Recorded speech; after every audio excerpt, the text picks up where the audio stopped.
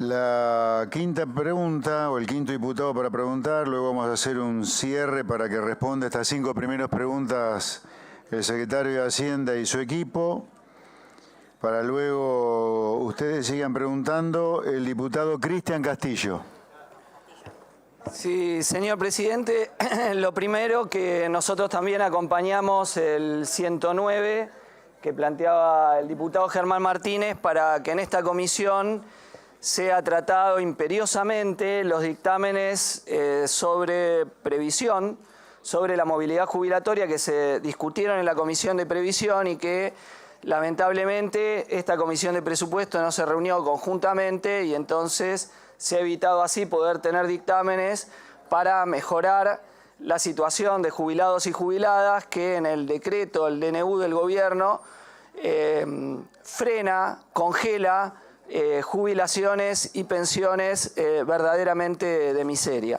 Así que creo que es imperioso y que todos los bloques que hemos participado del debate en previsión creo que también deberían acompañar y que esto tiene que ser discutido a la brevedad. Lo segundo, que me parece que este proyecto, si bien todos los bloques no estamos en la misma situación, porque algunos estuvieron negociando el proyecto y tenían la letra del proyecto hasta hace muy poco y a otros nos llegó ayer el proyecto, podría ser titulado Donde mueren las palabras, ¿no? Porque todo lo que hemos escuchado hablar a los liberales, haciéndole campaña al pequeño contribuyente, haciéndole campaña al trabajador, de que les iban a bajar los impuestos, bueno, acá ya está.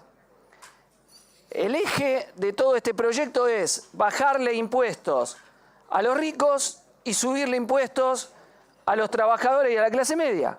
Ese es el eje del proyecto. Entonces, quien vaya a votar esto, está votando transferencia de ingresos de los de abajo hacia los de arriba. Y acá no hay excusa.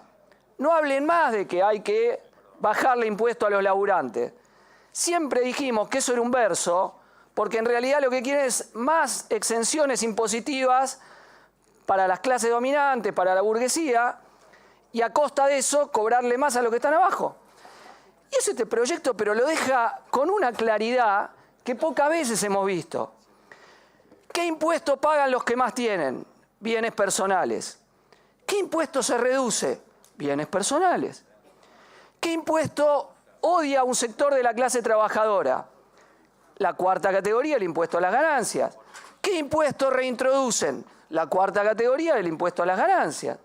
Donde muchas veces el trabajador termina la quincena y justamente por la complejidad del cálculo que tiene el impuesto, hizo horas extras y termina a veces la quincena cobrando 1/10 de lo que es su salario en ciertos cálculos. Por eso el sector de la clase trabajadora asalariada bajo convenio que sufre este descuento odió y odia este impuesto.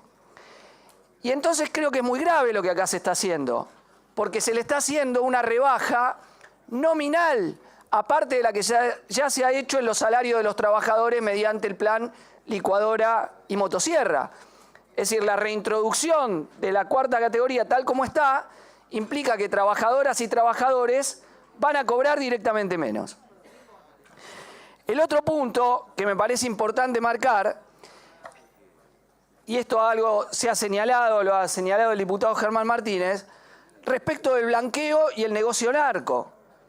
Mi compañera Miriam Bregman en el debate presidencial señaló cómo desde que cuando fueron puestos las AS, inmediatamente algunos de los cárteles del narco de Rosario fueron rápidamente a hacer nuevas empresas con las AS y se le favorecieron los negocios. Otra vez lo mismo, otra vez lo mismo. Entonces después no hablen que les preocupa el narcotráfico, no lloren lágrimas de cocodrilo.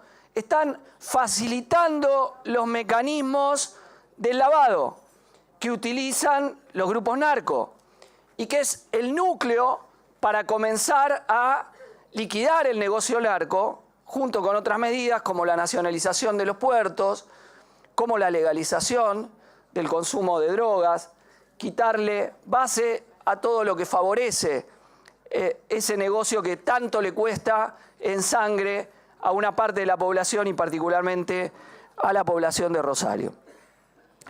El otro punto que quería señalar era el monotributo. El funcionario informante dijo algo que me parece que es, no creo que le caiga muy bien a los monotributistas. Dijo que el monotributo tiene que ser un impuesto caro. Un impuesto caro.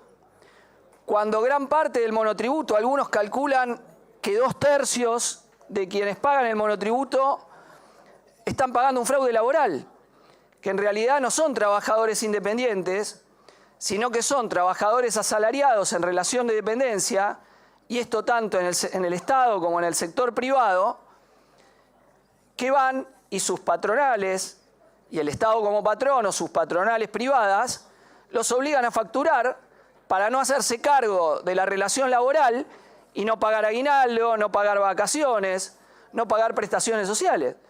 Entonces, fíjense qué paradoja. Se castiga con un impuesto caro, y esas fueron las palabras que utilizó el funcionario informante, a quien sufre el fraude laboral.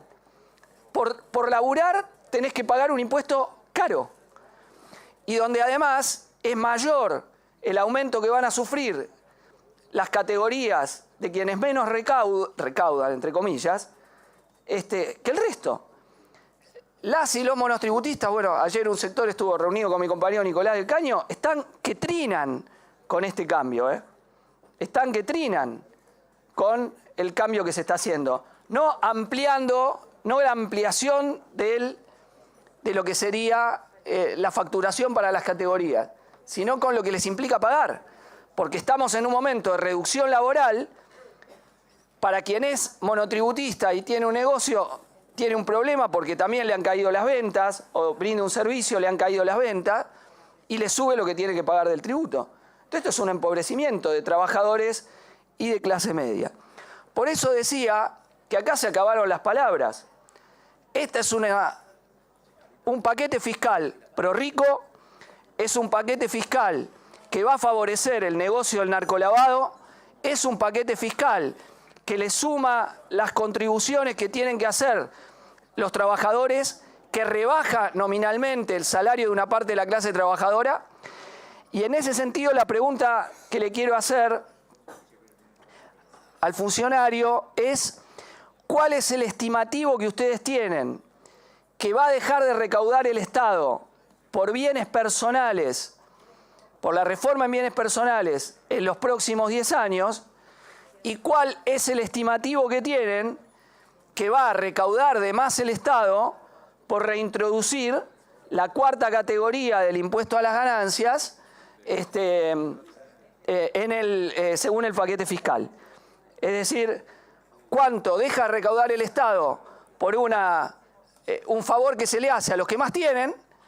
¿Y cuánto va a recaudar el Estado por cobrarles impuesto a los trabajadores? Bueno, nada más.